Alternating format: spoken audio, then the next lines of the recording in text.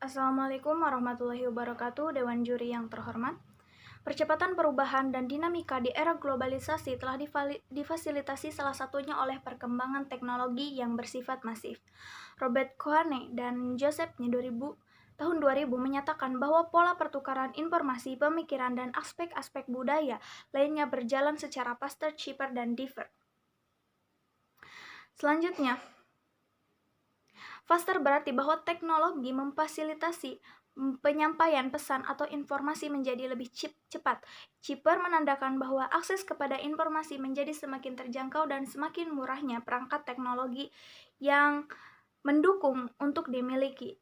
Yang ketiga, Deeper bermakna bahwa aktor yang terlibat dalam panggung kehidupan global semakin dalam, banyak, dan meluas, yang bernama influencer. Menurut Haryanti dan Wirapraja dilansir dari Detik News, influencer adalah seseorang atau figur dalam media sosial yang memiliki jumlah pengikut yang banyak atau signifikan, dan hal yang mereka sampaikan dapat mempengaruhi perilaku dari pengikutnya. Kini, pengaruh influencer semakin meluas tidak hanya dalam dunia marketing saja, namun lebih jauh kepada keterlibatan mereka sebagai aktor kunci baru dalam sistem politik di era digital. Saya sebagai tim kontra tentunya sangat tidak setuju dengan mosi kali ini, yakni pejabat pemerintah dilarang menggunakan pengaruh media sosial dalam mensosialisasikan kebijakannya.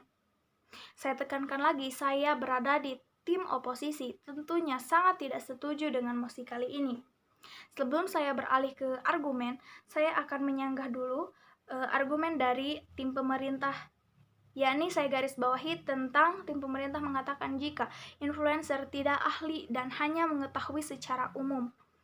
Karena sebelumnya saya tidak setuju. Mengapa? Karena sebelumnya influencer tentunya diberi mandat atau diberi kepercayaan oleh pemerintah untuk menyampaikan sesuatu kebijakan kepada pengikutnya yang tentunya sudah diberitahu, baik itu dari pengetahuan maupun poin-poin yang lainnya.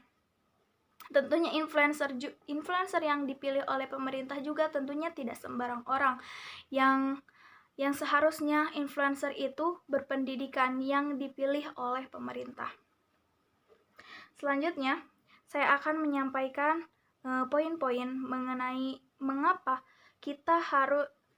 pemerintah menggunakan pengaruh media sosial, salah satunya influencer, untuk mensosialisasikan kebijakannya. Seperti saya akan berikan contoh tentang influencer yang mempengaruhi pengikutnya untuk berwisata, atau yang terbaru adalah vaksinasi.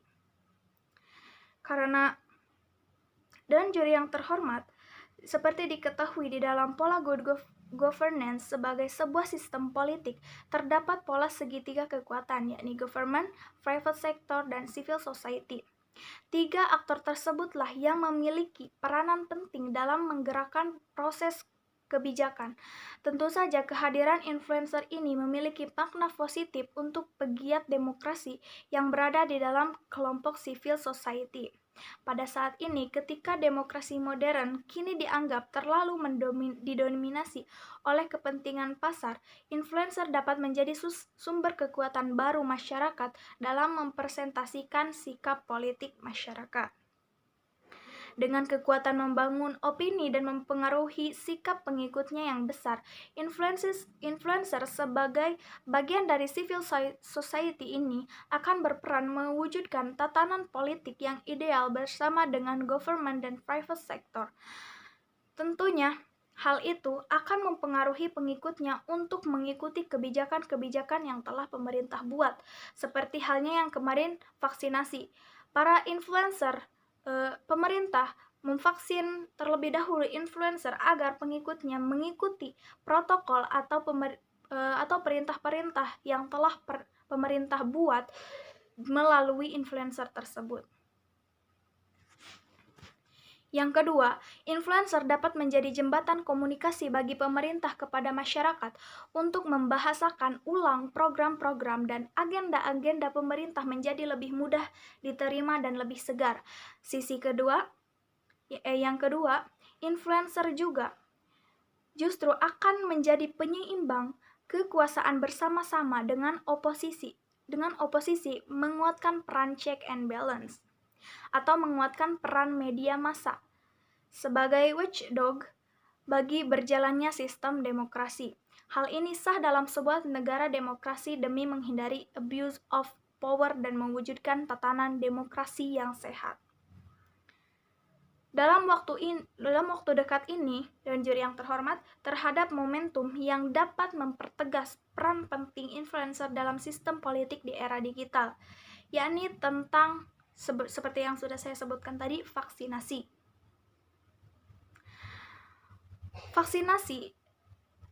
Vaksinasi di masa pandemi ini seharusnya akan semakin memperlihatkan peranan influencer dalam membangun gagasan dan membuat kontribusi agar pengikut-pengikut masyarakat yang mengikuti influencer tersebut dapat terpengaruhi dan influencer tersebut dapat menginspirasi pengikut-pengikutnya untuk divaksinasi untuk mencegah pandemi yang berkelanjutan ini. Itu saja poin-poin argumen saya mengenai mosi kedua ini. Terima kasih. Sekian.